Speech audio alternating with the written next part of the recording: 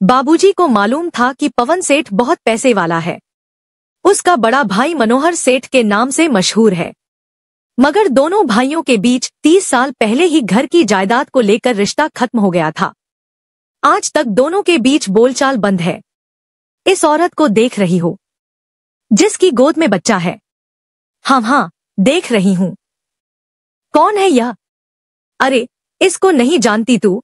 पहली वाली औरत बोली। हाँ, नहीं जानती, दूसरी वाली औरत इनकार करते हुए बोली। यह पवन सेठ की दूसरी औरत है। पहली औरत गुजर गई, तब उसने इस औरत से शादी कर ली। हाय, कहाँ पवन सेठ और कहाँ यह औरत? हैरानी से दूसरी औरत बोली, इसकी गोद में जो लड़का है वह पवन सेठ का नहीं है। तब फिर किसका है? पवन सेठ के नौकर रामलाल का, पहली वाली औरत ने जवाब दिया। अरे, पवन सेठ की उम्र देखो, मुंह में दांत नहीं और पेट में आंत नहीं। दूसरी वाली औरत ने ताना मारते हुए कहा, दोनों में उम्र का कितना फर्क है? इस औरत ने कैसे कर ली शादी? सुना है यह औरत विधवा थी। पहली वाली औरत ने कहा। विधवा थी तो क्या हुआ? अरे, उम्र देखकर तो शादी करती। अरे, इसने पवन सेठ को देखकर शादी नहीं की। फिर क्या देखकर शादी की? उस औरत ने पूछा। उसकी ढेर सारी दौलत देखकर। आगे की बात निर्मला न सुन सकी। जिस दुकान पर जाने के लिए वह सीढ़ियां चढ़ रही थी, तभी ये दोनों औरतें सीढ़ियां उतर रही थी। उसे देखकर यह बात कही, तब वह रुक गई। उन दोनों औरतों की बातें सुनने के बाद दुकान के भीतर न जाते हुए वह उल्टे पैर लौटकर फिर कार में बैठ गई। ड्राइवर ने हैरान होकर पूछा, मेम साहब, आप दुकान के भीतर क्यों नहीं गईं? जल्दी चलो बंगले पर, निर्मला ने अनसुना करते हुए आदेश दिया। आगे ड्राइवर कुछ न बोल सका। उसने चुपचाप गाड़ी स्टार्ट कर दी। निर्मला की गोद में 1 साल का बच्चा नींद में बेसुध था।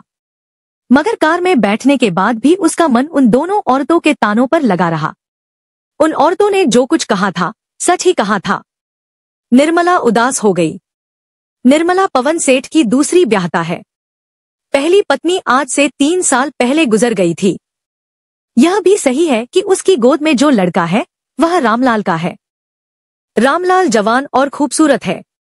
जब निर्मला ब्याह करके पवन सेठ के घर में आई थी, तब पहली बार उसकी नजर रामलाल पर पड़ी थी।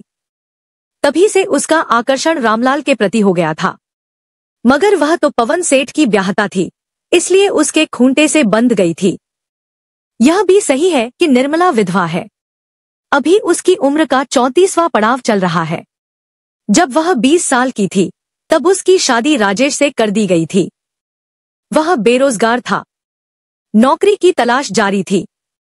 मगर वह इधर उधर ट्यूशन करके अपनी जिंदगी की गाड़ी खींच रहा था। निर्मला की सास झगड़ालू थी। हरदम वह उस पर अपना सासपना जताने की कोशिश करती। छोटी छोटी गलतियों पर बेवजह चिल्लाना उसका स्वभाव बना हुआ था। मगर वह दिन काल बनकर उस पर टूट पड़ा, जब एक कार वाला राजेश को रौंद कर चला गया। अभी उनकी शादी हुए 7 महीने भी नहीं बीते थे और वह विधवा हो गई। समाज की जरूरी रस्मों के बाद निर्मला की सास ने उसे डायन बता दिया। यह कहकर उसे घर से निकाल दिया कि आते ही मेरे बेटे को खा गई। ससुराल से जब विधवा निकाली जाती है, तब वह अपने मायके में आती है। निर्मला भी अपने मायके में चली आई और मां बाबूजी और भाई के लिए बोझ बन गई। बाद में एक प्राइवेट स्कूल में टीचर बन गई।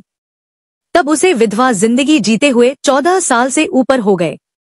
समाज के पोंगा पंथ के मुताबिक विधवा की दोबारा शादी भी नहीं हो सकती है। उसे तो अब जिंदगी भर विधवा की जिंदगी जीनी है। ऐसे में वह कई बार सोचती है कि अभी माँ बाप जिंदा हैं, लेकिन कल वे नहीं रहेंगे, तब भाई कैसे रख पाएगा। यही दर्द उसे हरदम कचोटता रहता था। निर्मला कई बार यह सोचती थी कि वह माँ बाप से अलग रहे, मगर एक विधवा का अकेले रहना बड़ा मुश्किल होगा। मर्दों के दबदबे वाले समाज में कई भेड़िए उसे नोचने को तैयार बैठे हैं। कई वहशी मर्दों की निगाहें अब भी उस पर गड़ी रहती हैं। माँ और बाबूजी भी उसे देखकर चिंतित हैं। ऐसी कोई बात नहीं है कि सिर्फ वही अपने बारे में सोचती है। माँ और बाबूजी भी सोचते हैं कि निर्मला की जिंदगी कैसे कटेगी। वे खुद भी चाहते थे कि निर्मला की दोबारा शादी हो जाए, मगर समाज की बेड़ियों से वे भी बंधे हुए थे। इसी कशमकश में समाज के कुछ ठेकेदार पवन सेठ का रिश्ता लेकर निर्मला के बाबूजी के पास आ गए। बाबूजी को मालूम था कि पवन सेठ बहुत पैसे वाला है। उसका बड़ा भाई मनोहर सेठ के नाम से मशहूर है। मगर दोनों भाइयों के बीच 30 साल पहले ही घर की जायदाद को लेकर रिश्ता खत्म हो गया था। आज तक दोनों के बीच बोलचाल बंद है। बाबूजी यह भी जानते थे कि पवन सेठ 64 साल के ऊपर है। यह बेमेल गठबंधन कैसे होगा? तब समाज के ठेकेदारों ने एक ही बात बाबूजी को समझाने की कोशिश की थी कि यह निर्मला की जिंदगी का सवाल है। पवन सेठ के साथ वह खुश रहेगी। तब बाबूजी ने सवाल उठाया था कि पवन सेठ नदी किनारे खड़ा वह ठूंठ है कि कब बहाव में बह जाए, फिर निर्मला विधवा की विधवा रह जाएगी। तब समाज के ठेकेदारों ने बाबूजी को समझाया कि देखो, वह विधवा जरूर हो जाएगी मगर सेठ की जायदाद की मालकिन बनकर रहेगी। तब बाबूजी ने निर्मला से पूछा था, निर्मला तुम्हारे लिए रिश्ता आया है। वह समझते हुए भी अनजान बनते हुए बोली, रिश्ता और मेरे लिए? हाँ निर्मला, तुम्हारे लिए रिश्ता। मगर बाबूजी, मैं एक विधवा हूँ और विधवा की दोबारा शादी नहीं हो सकती। अपने पिता को समझाते हुए निर्मला बोली थी। हाँ, नहीं हो सकती है, मैं जानता हूँ। मगर जब सोचता हूँ कि तुम यह लंबी उम्र कैसे काटोगी तो डर जाता हूँ। जैसे कोई दूसरी विधवा काटती है वैसे ही काटूंगी बाबूजी। निर्मला ने जब यह बात कही तब बाबूजी सोच विचार में पड़ गए थे। तब निर्मला खुद ही बोली थी, मगर बाबूजी, मैं आपकी भावनाओं को भी अच्छी तरह समझती हूँ। आप बूढ़े पवन सेठ के साथ मेरा ब्याह करना चाहते हैं। हाँ बेटी, वहाँ तेरी जिंदगी अच्छी तरह कट जाएगी और विधवा की जिंदगी से छुटकारा भी मिल जाएगा, बोलकर बाबूजी ने अपने मन की सारी बात कह डाली थी। तब वह भी सहमति देते हुए बोली थी, बाबूजी, आप किसी तरह की चिंता मत करें, मैं यह शादी करने के लिए तैयार हूँ। यह सुनकर बाबूजी का चेहरा खिल गया था। फिर पवन सेठ के साथ निर्मला की बेमेल शादी हो गई। निर्मला पवन सेठ के बंगले में आ गई थी। दुकान के नौकर अलग, घर के नौकर अलग थे। घर का नौकर रामलाल 20 साल का गबरू जवान था, बाकी तो वहां अधेड़ औरतें थी।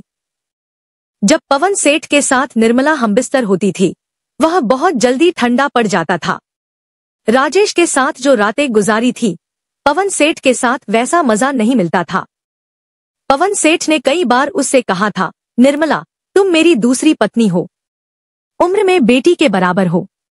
अगर मेरी पहली पत्नी से कोई औलाद होती तब वह तुम्हारी उम्र के बराबर होती। मैं तुझ से औलाद की आस रखता हूँ, तुम मुझे एक औलाद दे दो। औलाद देना मेरे अकेले के हाथ में नहीं है। निर्मला अपनी बात रखते हुए बोली, मगर मैं देख रही हूँ। क्या देख रही हो? उसे रुकते देख पवन सेठ ने पूछा। हमारी शादी के 6 महीने हो गए हैं, मगर जितना जोश पैदा होता वह पल भर में खत्म हो जाता है। अब मैं उम्र की ढलान पर हूँ, फिर भी औलाद चाहता हूँ। पवन सेठ की आंखों का इशारा वह समझ गई। तब उसने नौकर रामलाल से बातचीत करना शुरू किया। निर्मला उसे बार बार किसी बहाने अपने कमरे में बुलाती, आंखों में हवस लाती। कभी वह अपना आंचल गिराती, कभी ब्लाउज का ऊपरी बटन खोल देती, तो कभी पेटीकोट जांघों तक चढ़ा लेती। मर्द कैसा भी पत्थर दिल हो, आखिर एक दिन पिघल ही जाता है। रामलाल ने कहा, मेम साहब, आपका मुझे देखकर बार बार आंचल गिराना मुझे अच्छा नहीं लगता। आप क्यों ऐसा करती हैं? अरे बुद्धू, इतना भी नहीं समझता है। निर्मला मुस्कुराकर बोली और उसके गाल को चूम लिया। समझता तो मैं सब कुछ हूँ, मगर मालिक कुछ भी नहीं कहेंगे। बीच में ही उसकी बात काटकर निर्मला बोली, मालिक से क्यों घबराता है? यह सुनकर रामलाल पहले तो हैरान हुआ, फिर धीरे से मुस्कुरा दिया। उसने आव न देखा न ताव निर्मला को दबोच लिया और उसके होठों पर अपने होंठ रख दिए। निर्मला ने कुछ नहीं कहा। फिर क्या था, निर्मला की शाह पाकर जब भी मौका मिलता वे दोनों हमबिस्तर हो जाते।